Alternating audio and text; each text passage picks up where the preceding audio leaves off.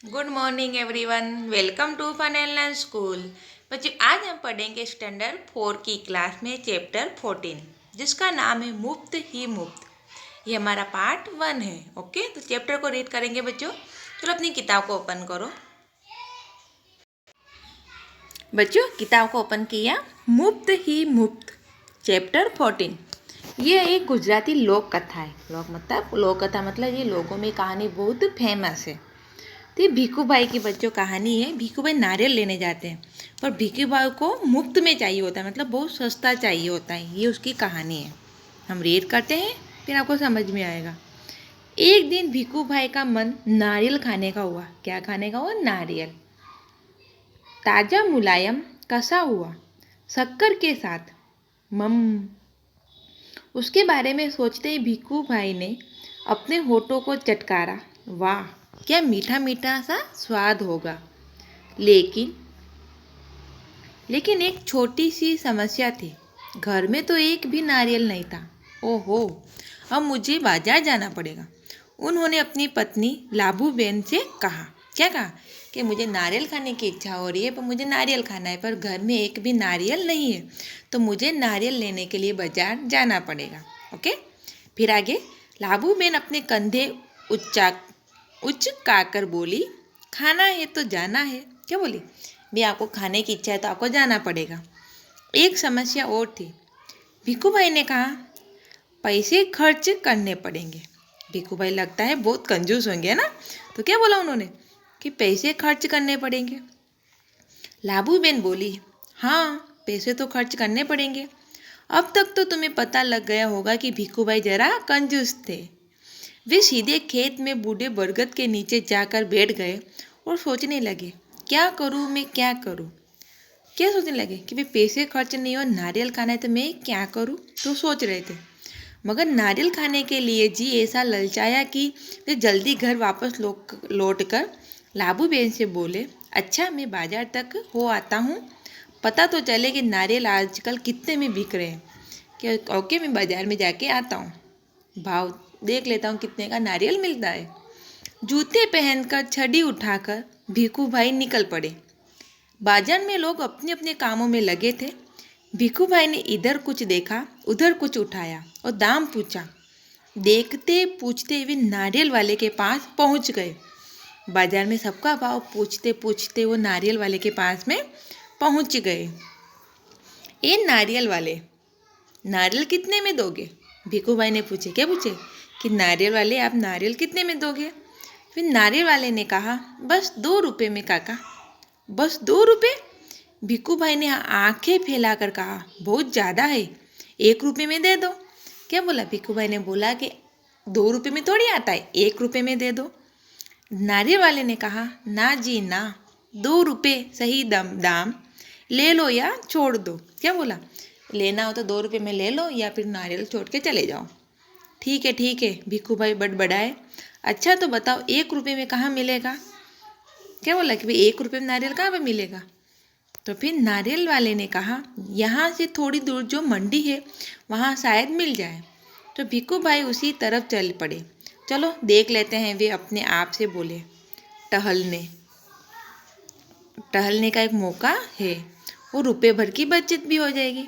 खुशी से घुर घुराते भिक्खू भाई ने छड़ी को जमीन पर थपथपाया। मंडी में कोलाहल फैला हुआ था। व्यापारियों की ऊंची ऊंची आवाज़ें गूंज रही थी। कहाँ पहुँच गए भिक्खू भाई? मंडी में पहुँच गए। बटाटा आलू, बटाटा आलू, कांदा प्याज, गाजर गाजर गाजर, गोभी बंद गोभी, ऐसी आवाज़ मंडी में आ रही थी। माथे का पसीना पहुँचकर भिक्खू भाई ने इधर उधर का ताका। नारियल वाले को देखकर पूछा। उन्होंने नारियल वाले को पूछा, अरे भाई, एक नारियल कितने में दोगे? क्या पूछा कि भाई एक नारियल आप कितने में दोगे मुझे? सिर्फ 1 रुपया काका। क्या बोला नारियल वाला? बोला 1 रुपया। नारियल वाले के ने जवाब दिया, जो चाहो ले जाओ जल्दी।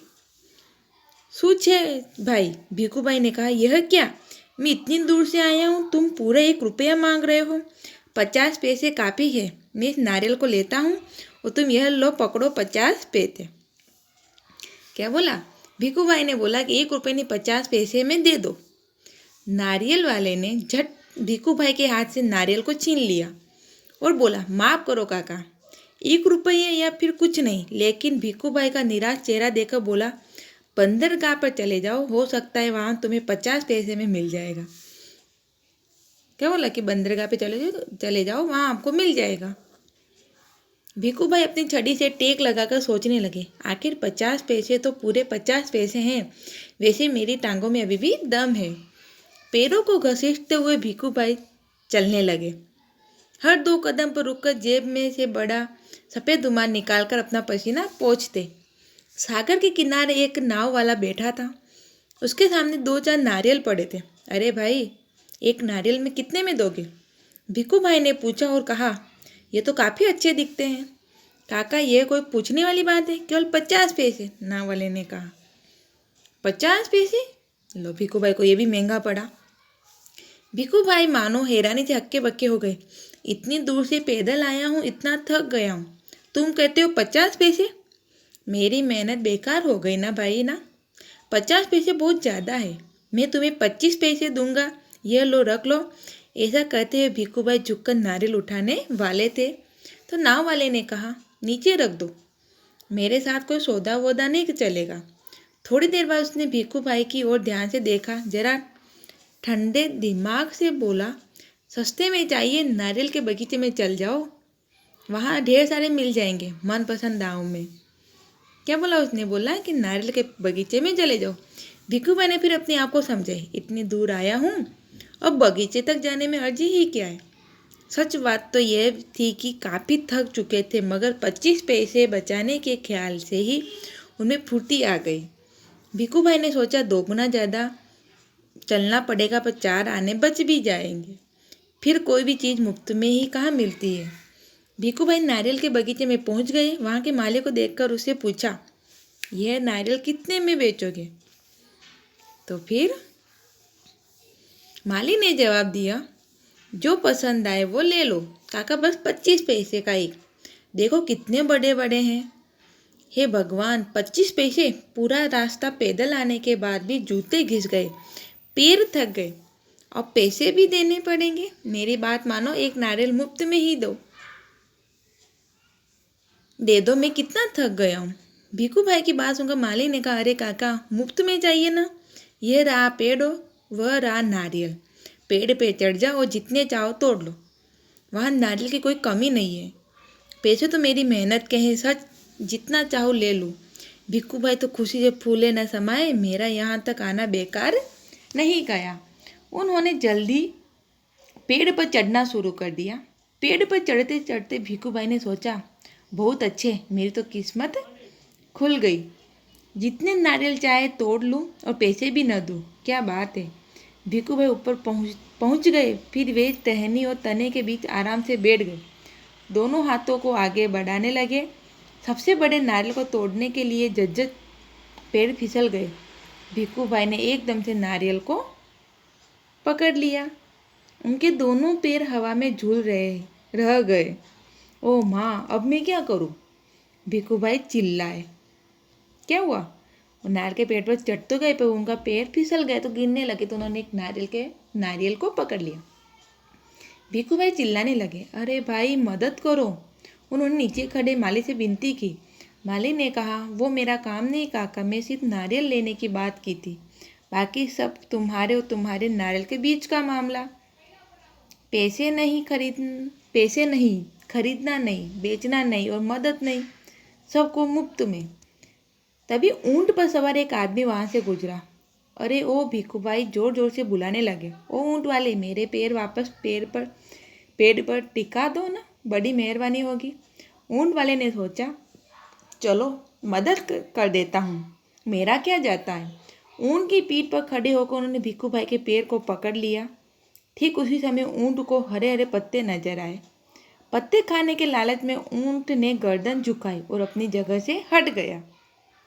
बस वह आदमी ऊंट की पीठ से फिसल गया।